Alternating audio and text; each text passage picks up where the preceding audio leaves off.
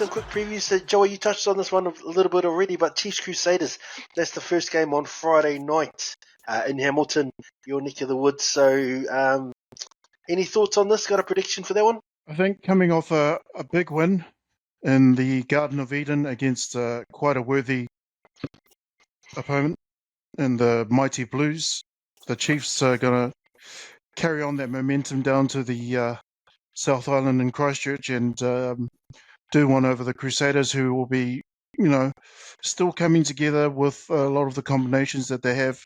I just think the Chiefs at the moment have too much firepower for them, especially in the backs, and will come away with a win. Not sure if it'll be a close win, but it'll be a win.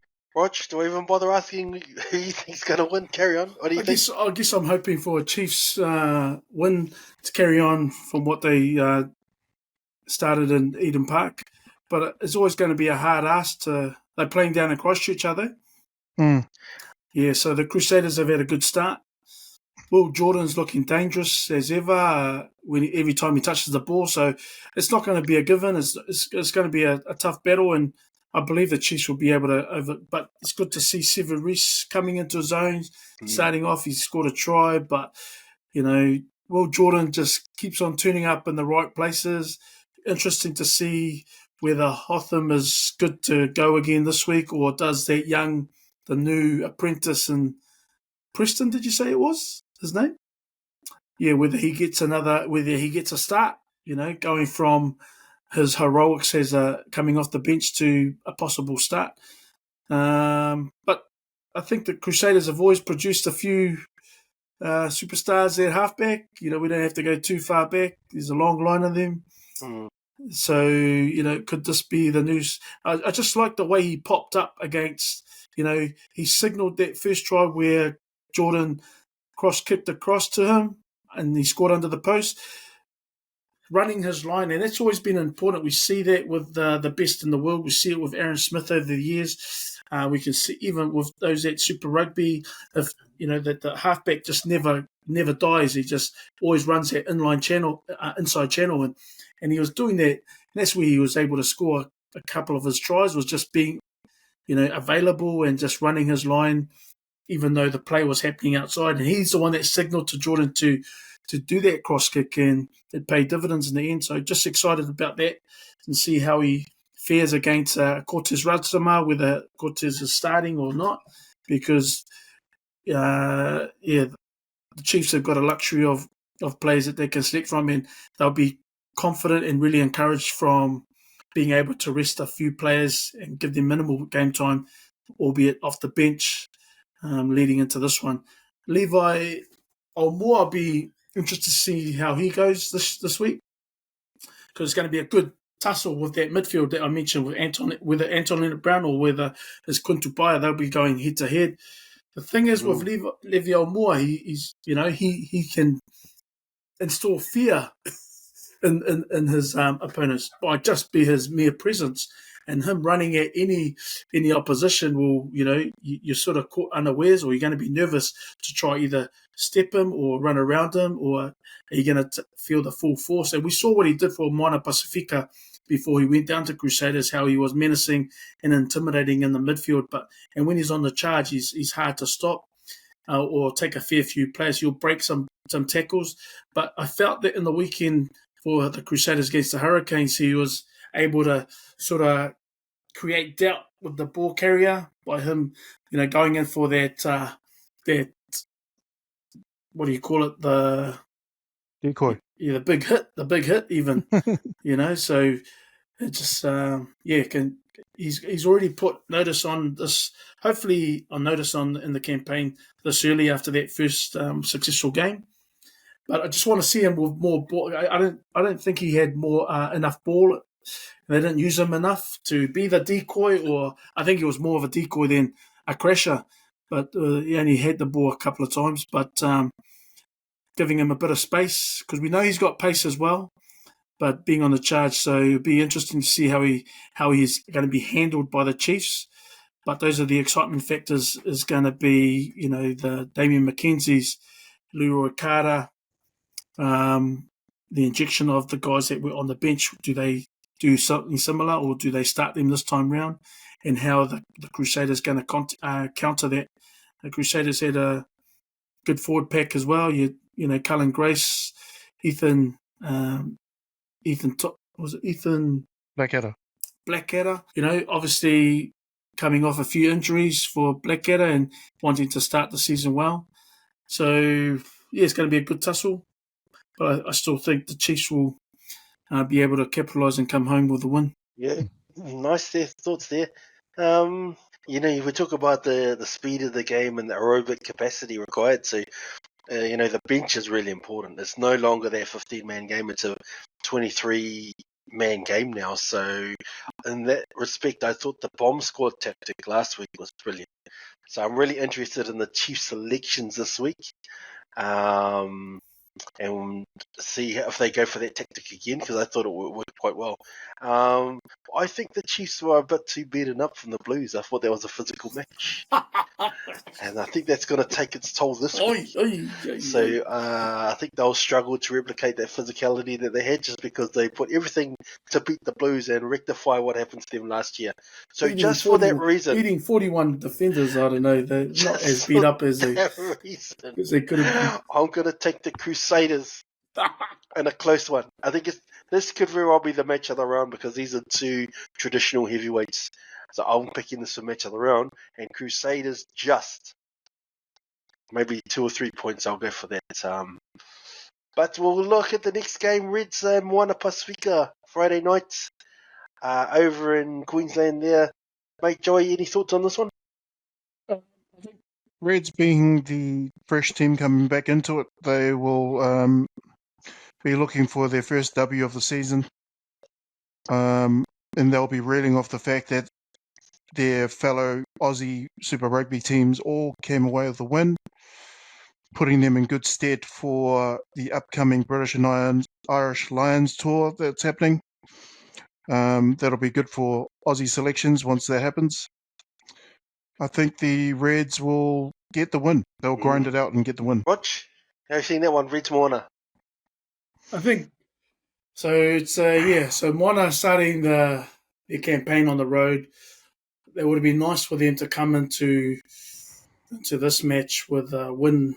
You know, and it came so close to it, but unfortunately, they're going to try and get at least one win on the road before they come back. So, don't know what the Reds are going to present. Not even sure who's in their squad. Haven't looked at their lineups. But traditionally, the Reds have been pretty good. They've produced some good players over the years. You know, that Daniela Tupou has come from there as well. So I think Daniela's into his 4th super team. I don't know. And so I don't know what the relevance that is, but I'm just hoping Moana Pasifika can get a win against the Reds before they come back to these shores. They'll be ruining the fact that they let one go against the Force. And so I'm pretty sure the Artie factor will come back to the fore, and he'll be making sure everyone's sweating and everyone's working hard for selection. And I think there's a different sort of aura around, and whether it's just Artie or, you know, he's probably lifted some of the standards there as well.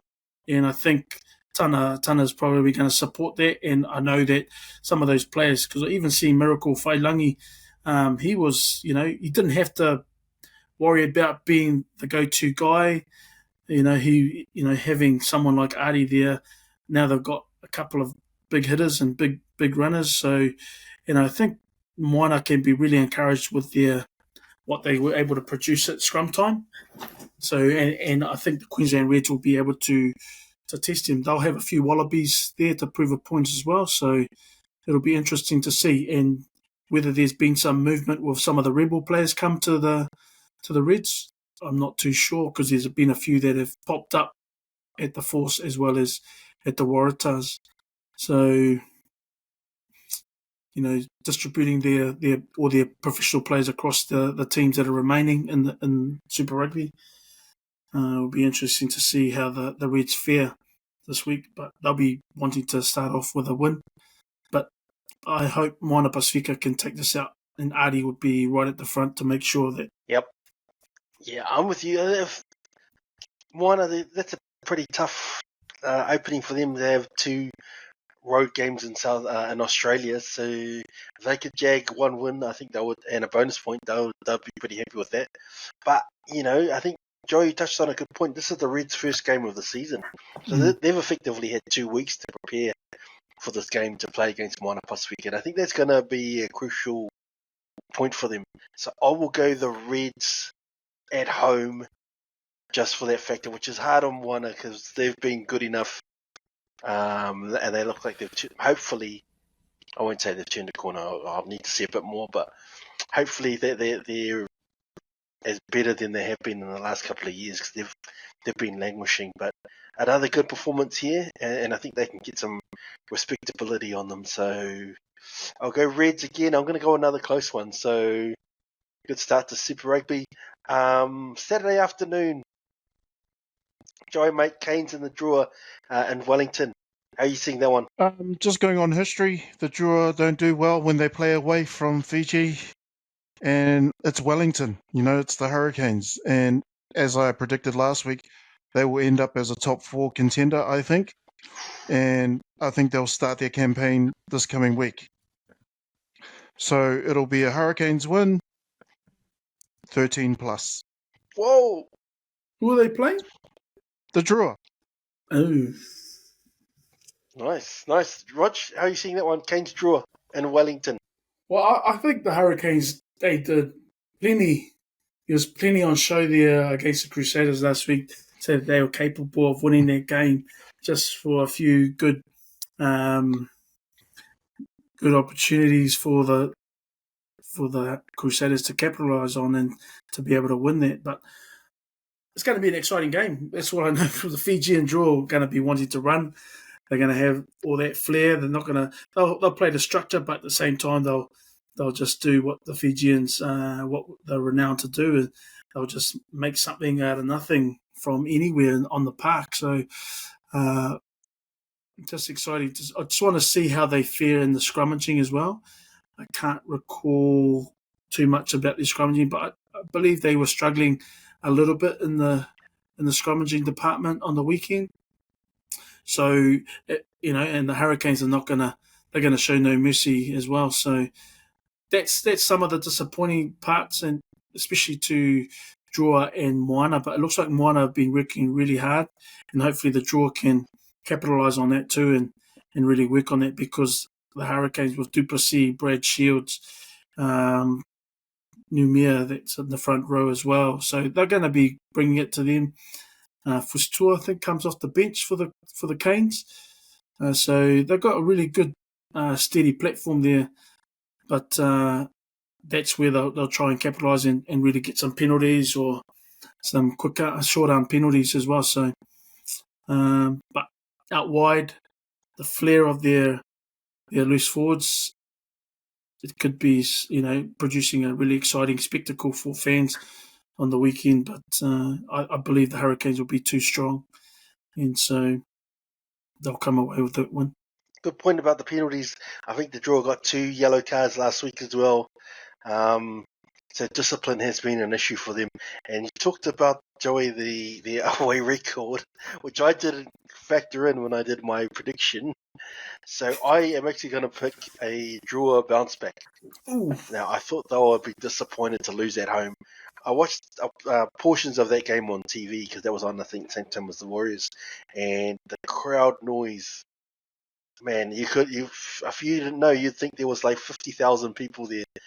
They just, it's electric. So I to lose at home in front of their fans with their record, I think they'll be extremely disappointed. So I'm going to pick that bounce back factor, and I'll go Draw by 3. But Roger, your point about the discipline, they'll have to get that sorted because that could cost them dearly. And one of them was just purely, I think, the Brumbies passed the ball to his winger, and then the fullback he had folded over top of the fullback, and the fullback stands up, and he's technically lifted and passed the horizontal, and that was one of the yellow cards. So it was something that can easily be stamped out, but it was just one of those reactions, instantaneous in the moment, that he couldn't really avoid, but maybe he could have.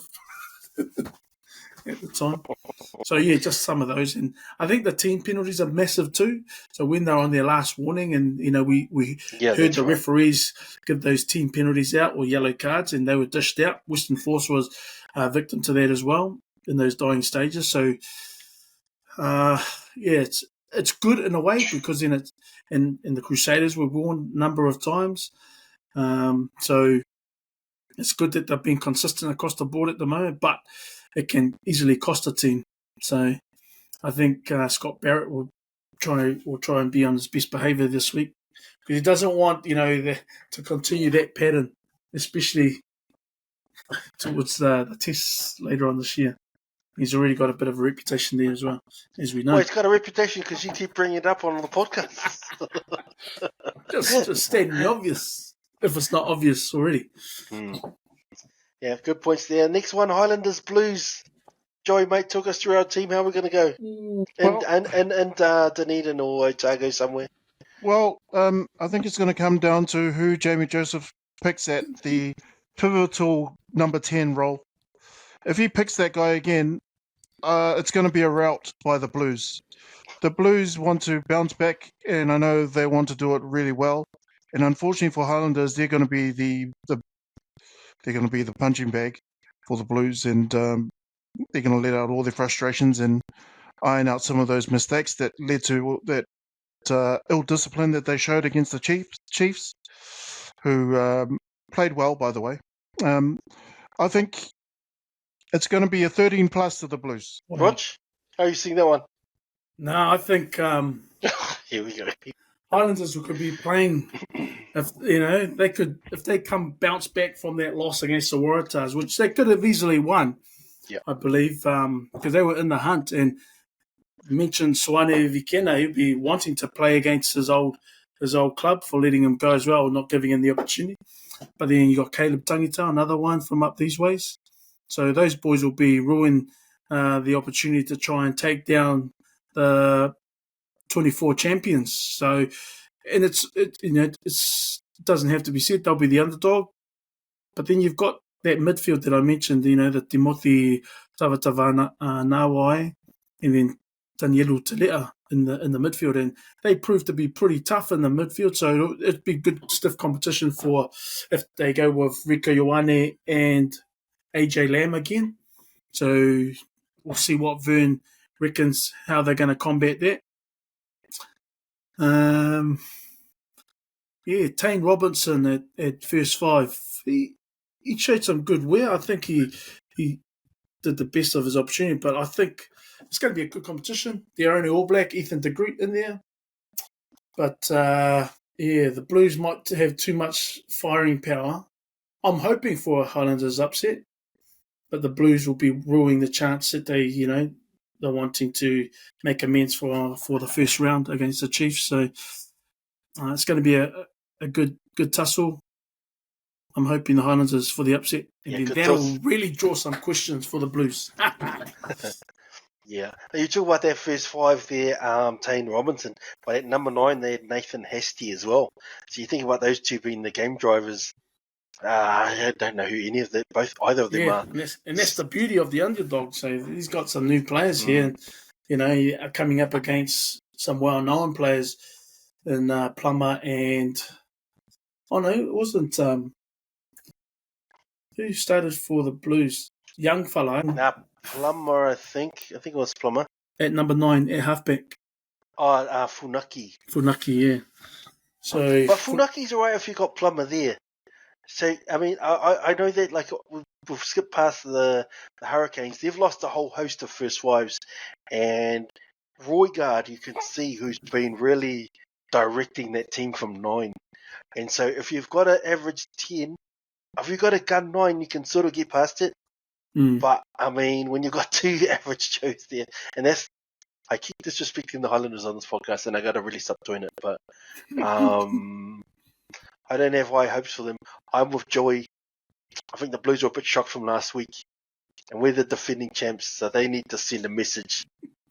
And we're gonna pump those Highlanders, man. I'm with 13 plus as well. 12 and under for the Highlanders. Upset of the round. All right, Next game, Brumbies Force, Joey, mate, in Australia. How are you seeing that one? Obviously, I'll go with the Brumbies because Brumbies is the premier Aussie Super Rugby team at the moment, based on last year's results and this year's. The Force, however, did grind out a win in the very last play of the game. So hats off to them. But I don't think it's going to be enough to leave things to, the last 10 minutes of the game, then start playing. I think it'll be too much, too little, too late if they tried that. And I think the Brumbies will be well ahead. So another 13 plus to the Brumbies against, the Western Force, especially with the return of their senior players. Yeah, that's a good factor, eh? How you see that one there, Rog? Yeah, I think Brumbies will be too tough for the Force.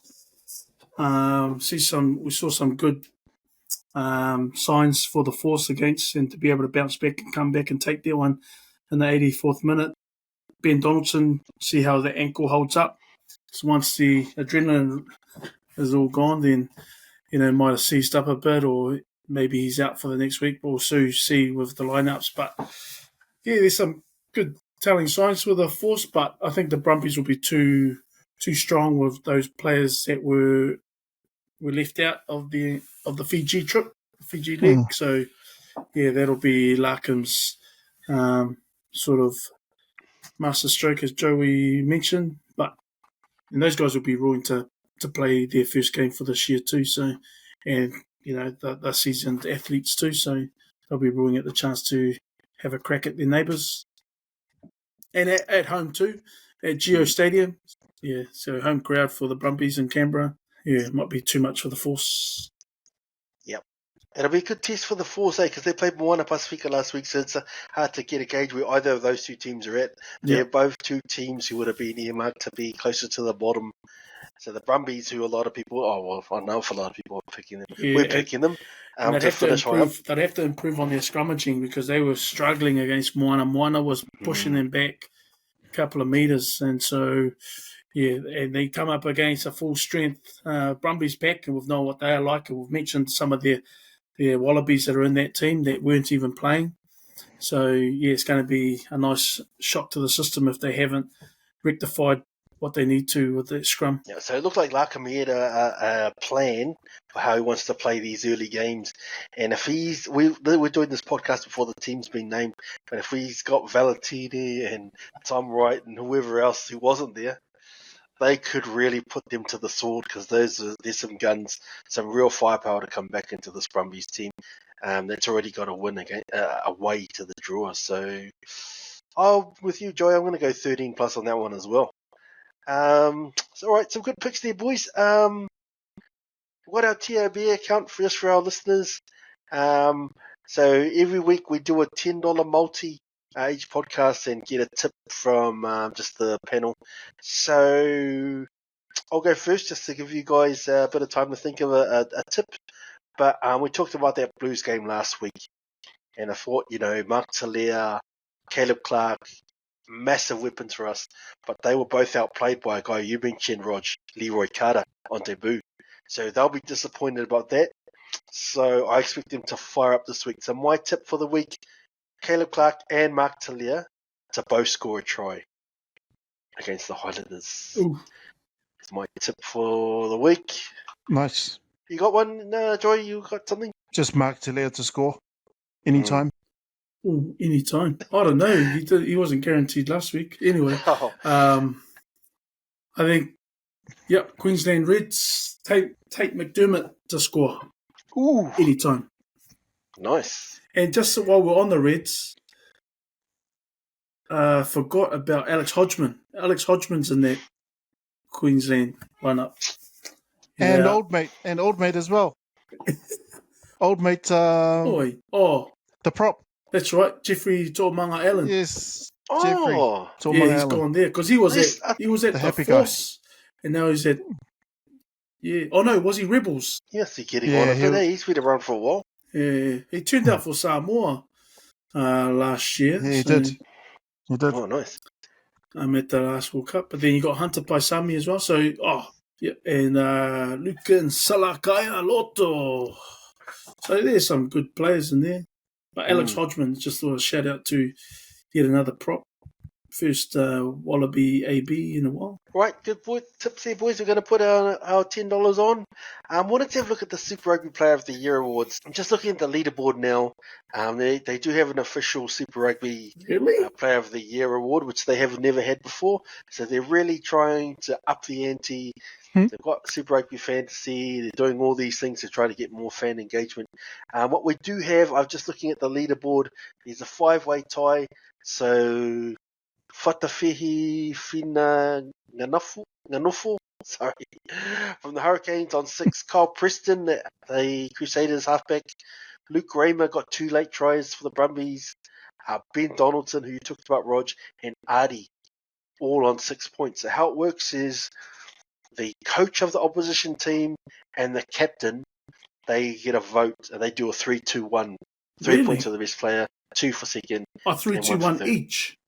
Yes. For the team that they played against. So I see some flaws in the system already.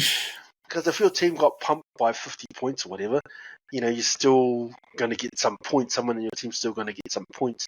So I'm not sure I'm a fan of the system already. Right, the losing team, mate. The losing team is still getting points. So the captain of the other team and the coach will still get to vote 3-2-1 for the opposition that they've just played against, even if they get wasted. And that sort of means that someone like Artie, who's already first equal, he's going to cop a lot of points for Moana Pasifika just because he's head and shoulders their best player. So if everyone in your team is going to get a point, if your team's already guaranteed 3-2-1, I just see him getting a lot of points already. So a few flaws in the system. But anyone got any thoughts on that the system that they're doing for that Super Rugby Player of the Year? So are you saying D-Mac is not featuring yet? He's got points, but he's not in the lead. I have no idea what he bloody carved up, but I think Luke Jacobson took some points off him, and it was actually Naitoa Akoi. Oh, yeah. Jacobson took points off D-Mac. Oh my God, what? Okay, Naitoa Akoi.